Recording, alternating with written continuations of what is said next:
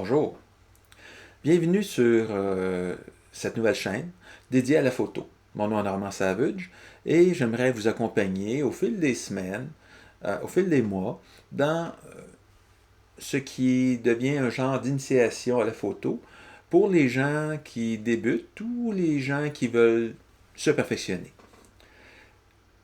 Le premier sujet que je vais traiter, c'est un sujet qui vient me chercher beaucoup, dans le sens que je donne déjà des cours de photographie aux débutants et intermédiaires, et souvent, lorsque je fais affaire avec des débutants, que ce soit dans mes cours ou encore lorsqu'on voit sur différents forums ou places publiques, la question que je vois souvent passer, c'est quel appareil me conseillez-vous d'acheter?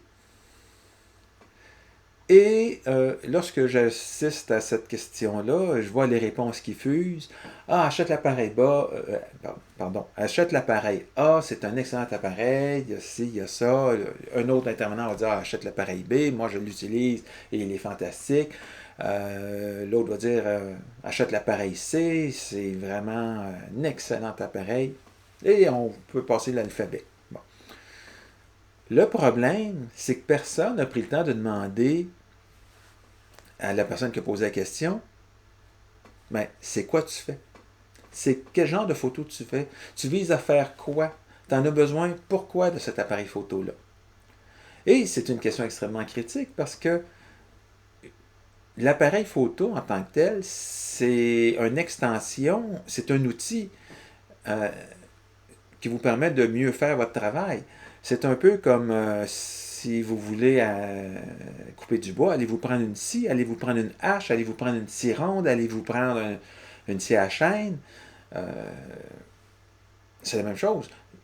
Vous allez prendre une scie qui s'adapte à ce que vous voulez couper. Mais l'appareil photo, c'est la même chose. Vous devez prendre un appareil photo en fonction de ce que vous allez faire, de la manière que vous allez vous en servir. Sinon, si on pose la question quel appareil me suggérez-vous, puis que vous ne dites pas ce que vous voulez en faire, ou encore que la personne attend pas cette question-là, ou plutôt attend pas la réponse pour savoir qu'est-ce que tu vas en faire, ben, vous allez simplement avoir des conseils qui ne vous serviront absolument à rien. Là. Fait que donc, c'est une mauvaise question dans le sens que la question est incomplète et vous avez des réponses qui justement se basent sur des données qui sont complètement absentes, tout simplement. Fait que donc, quelle serait une meilleure question à poser? Bon, première chose, je vous dirais, qu'est-ce que vous reprochez à vos photos? Qu'est-ce qui fait en sorte que vous pensez qu'un meilleur appareil photo va vous permettre de faire de la meilleure photo? Ça semble innocent comme question, ça semble bête, mais c'est pourtant ça. Qu'est-ce que vous n'avez pas actuellement dans vos photos que vous croyez qu'un autre appareil vous donnerait? Ensuite, ces photos-là que vous faites et qui ne vous satisfont pas, vous ne les comparez à qui? Vous les comparez à des photos de magazines? Vous les comparez à des photos d'amis? Vous les comparez à des photos qui passent sur Facebook ou Instagram ou peu importe quel média social? Et vous partez d'où? Vous êtes débutant en photographie, vous en avez fait beaucoup, disons, avec ça, ou vous en avez fait avec votre appareil photo, mais sans jamais suivre de cours, de formation ou quoi que ce soit. Pour vous, prendre une photo, c'est faire clic. C'est ça, vous partez d'où? Du côté technique, par exemple, si je vous dis, savez-vous ce qu'est le bruit? Si pour vous, c'est du chinois, vous partez de loin. Ou si je vous dis, par exemple, connaissez-vous c'est quoi le triangle d'exposition? Si vous me dites non, je ne sais pas c'est quoi, ben, comme je vous dis, vous partez de loin parce que ça veut dire que vous manquez d'éléments, de connaissances en photo, que vous manquez d'une base qui est importante, qui fait en sorte que vous allez avoir du mal à juger Pourquoi que votre appareil ne vous fait pas de belles photos? Parce que vous avez zéro idée de ce que votre appareil fait. Donc, zéro idée de ce que votre appareil fait en sorte que vous n'êtes pas en mesure d'arriver et de déterminer si votre appareil est bon ou pas, ou si c'est simplement une question que vous ne savez carrément pas l'utiliser. Ensuite, bien entendu, il y a la question artistique. Avez-vous certaines connaissances artistiques? Avez-vous une certaine base artistique, par exemple? Savez-vous comment composer une photo? Savez-vous ce qu'est une ligne directrice? Savez-vous, par exemple, si je vous parle du cadre dans le cadre, savez-vous qu'est-ce que ça veut dire? Si vous n'avez aucune idée de ce que ça veut dire, ben, vous avez un certain problème, dans le sens que vous avez une lacune, vous n'avez pas idée comment composer une photo et vous n'avez pas idée des différentes règles de composition. À partir de ce moment-là, c'est difficile de faire de la bonne photo si vous ne savez pas comment utiliser votre appareil et si vous ne savez pas comment composer une photo. Qu'est-ce que c'est que composer une photo? Maintenant, vous voulez vous rendre où en photographie? C'est quoi votre niveau d'exigence? Votre niveau d'exigence, je veux faire des photos de plus belle qualité. Oui, mais c'est quoi de la qualité pour vous? Encore là, ça dépend de votre niveau. Plus vous progressez en photographie, plus que votre niveau de qualité, d'exigence augmente parce que vous réalisez, il y a du bruit dans cette photo-là, c'est pas la meilleure chose. Ou encore, vous allez réaliser que les ajustements de votre appareil photo sont inadéquats pour la photo que vous aviez à prendre, ce qui fait en sorte que votre photo n'était pas aussi bonne que ce qu'elle aurait dû, ou qu'elle devient carrément ratée. Donc, un niveau d'exigence, ça demande aussi un niveau de compétence. Si votre niveau de compétence est très bas, votre niveau d'exigence, même s'il vous semble élevé, il est encore relativement bas. Vous voulez avoir des plus belles couleurs, mais les plus belles couleurs, c'est juste une chose. Est-ce que les couleurs sont fidèles? Ensuite, est-ce que, par exemple, est-ce que le détail est véritablement détaillé ou c'est un détail global ou c'est simplement que les couleurs se détachent bien? Encore une fois, il faut apprendre comment, à juger de ces choses-là pour pouvoir ensuite juger de la qualité qu'on a de besoin. Ensuite, quels sont mes sujets de prédilection? Autrement dit, vous photographiez quoi? Votre animal de compagnie? Votre enfant? Les fleurs de votre jardin? Vos destinations vacances? Les oiseaux? Les paysages? Un peu de n'importe quoi, ou vous ne savez pas exactement? Ce que vous photographiez détermine aussi en partie l'équipement que vous avez besoin. Il ne faut pas oublier que l'appareil photo, ce n'est pas nécessairement juste un appareil photo. Un appareil photo, c'est un appareil photo et un objectif. Donc, le type de photo que vous allez faire va déterminer quelle combinaison appareil-objectif que vous avez besoin. Si vous ne savez pas quelle photo vous faites, vous n'êtes pas en mesure de vous faire un choix adéquat sur ce que vous avez besoin. Et actuellement, est-ce que vous faites déjà de la photo? Puis, oui, j'en fais, oui, j'aime ça. OK, à quelle fréquence? Prenez-vous des photos tous les jours? En prenez-vous une fois par semaine? En prenez-vous chaque mois? En prenez-vous quelques fois par année? Vous en faites comment? Vous en faites à quelle fréquence vous faites de la photo?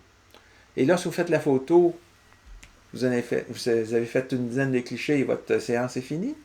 Ou vous revenez de votre séance, de votre safari photo et vous ramenez 200, 300, 400, 500 photos? C'est pas la même chose.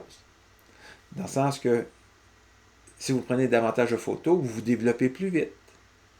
Parce que vous avez la chance de faire plus d'erreurs. Donc, en faisant plus d'erreurs, on apprend davantage et on en corrige davantage. Donc, si vous faites peu de photos, on peut s'attendre à ce que votre niveau photographique, même si vous arrivez à faire de la meilleure photo, votre niveau d'exigence n'est quand même pas très élevé comparativement à quelqu'un qui va se développer véritablement en photographie. Donc, on ne parle pas, encore une fois, du même appareil. Maintenant, Votre niveau d'exigence, c'est quoi? Comme je disais tantôt, vous voulez des plus belles couleurs? Vous voulez des images plus nettes? Plus nettes comment? Il faut déterminer pourquoi votre image n'est pas nette et il faut avoir le niveau de compétence pour définir ça. Est-ce que c'est parce que votre vitesse d'observation est trop lente? Est-ce que c'est parce que votre focus n'est pas fait au bon endroit? Est-ce que c'est parce que votre profondeur de champ est insuffisante? C'est trois facteurs qui peuvent faire en sorte que votre photo ne sera pas nette. En tout cas, ne sera pas nette tout au moins aux endroits que vous aimeriez ou ne sera pas nette d'un bout à l'autre. Vous voulez que vos photos soient correctement exposées? Ben, pourquoi qu'elles sont incorrectement exposées? Vous voulez que votre ciel soit bleu sur votre photo parce que vous l'avez vu bleu quand que vous avez pris la photo? C'est un autre problème.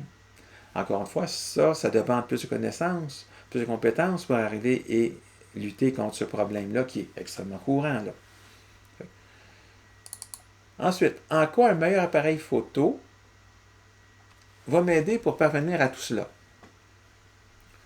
Bon, première question. Est-ce que c'est véritablement l'appareil qui est en cause? Si oui, de quelle façon? Si l'appareil est en cause, est-ce que c'est à cause de la façon que vous l'utilisez, que vous l'utilisez ou si c'est véritablement l'appareil? Est-ce que c'est ma manière de l'utiliser qui est en cause? Si oui, comment je peux corriger la chose? Si vous utilisez votre appareil en mode pleinement automatique en tout temps, c'est sûr que vous allez rencontrer des problèmes. Pourquoi? Parce que votre appareil choisit un réglage X qui est vraiment pas nécessairement adapté à ce que vous photographiez. Maintenant, avant de choisir un appareil photo, suis-je prêt à faire des efforts soutenus pour apprendre ce qu'il doit l'être pour mieux l'utiliser? Parce que vous avez beau changer d'appareil photo, ça ne fait pas de miracle. Ça ne vous a toujours pas appris les règles de composition, ça ne vous a toujours pas appris le triangle d'exposition, par exemple. Donc, ça ne vous a toujours pas appris à comment utiliser votre appareil photo selon les situations. Point extrêmement important. Suis-je capable de me mettre dans la tête qu'un clic n'est pas le processus de prise de photo? Parce que le clic, c'est la conclusion d'un processus. C'est la conclusion d'une réflexion, d'une étude, d'une évaluation d'une scène pour faire en sorte de dire oh, je vais choisir un angle, je vais choisir des réglages de mon appareil photo pour faire en sorte que je vais avoir la meilleure photo possible, le meilleur résultat possible qui correspond à ma vision de ce que je vais exprimer. Et lorsque je vais avoir tout mis ça en place, avoir déterminé mes réglages, avoir déterminé mon angle et mes règles de composition, quand je vais tout avoir mis en place, en déterminant est-ce que j'ai la bonne lumière et tout, là, à ce moment-là, je vais m'installer et je vais être en mesure de ensuite faire le clic. Mais le clic va être une conclusion d'une grande réflexion. Est-ce que vous êtes prêt à faire ces efforts-là pour dire si je veux faire une bonne photo, il faut que je réfléchisse avant. Il faut que je prépare ma photo. Les très bonnes photos sont à peu près jamais dues au hasard, c'est dû à une préparation. C'est pas dû à un clic, c'est dû à ce qui s'est passé avant le clic. Ensuite, quelles sont vos exigences de portabilité? OK.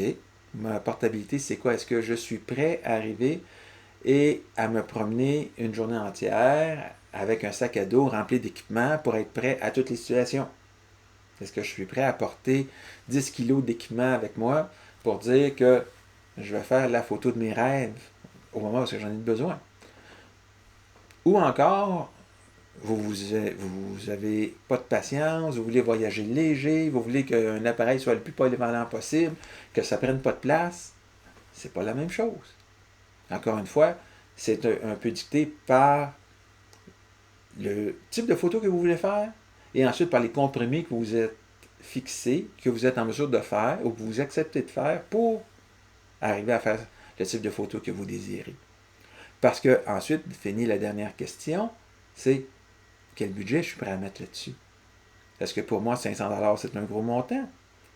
Est-ce que je vais mettre 1000, 2000, 5000, 10 000, 20 000$ pour avoir l'équipement photo que je désire, que je crois qui est adéquat pour moi?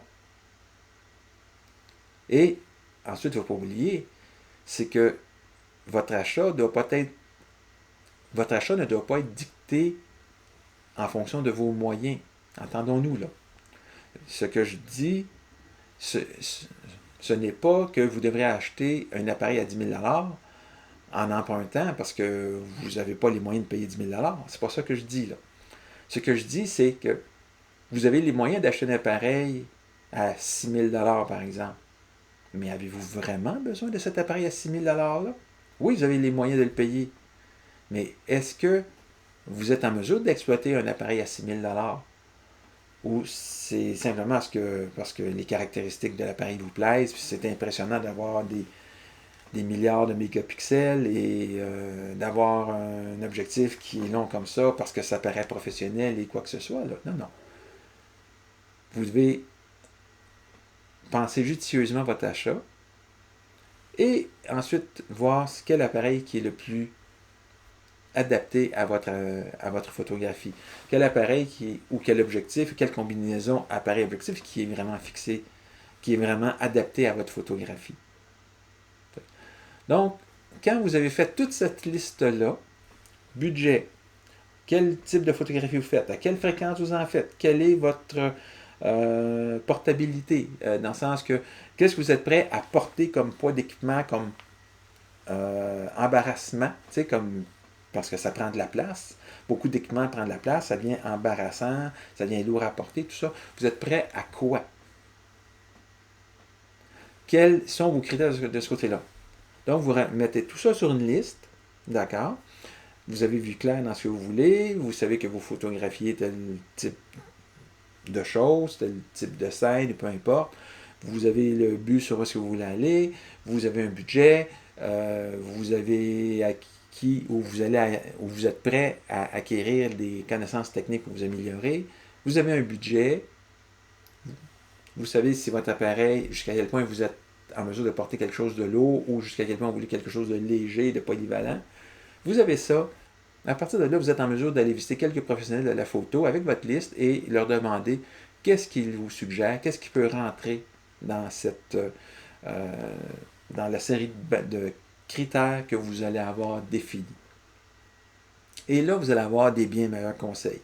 Et de l'un à l'autre, vous allez être en mesure de comparer les 3 ou 4 avis que vous allez avoir dans les 3 ou 4 boutiques différentes que vous aurez visitées et de définir pourquoi qu'on vous offre tel ou tel appareil photo, pourquoi à quel prix et quelle est la comparaison entre les différentes offres que vous aurez reçues.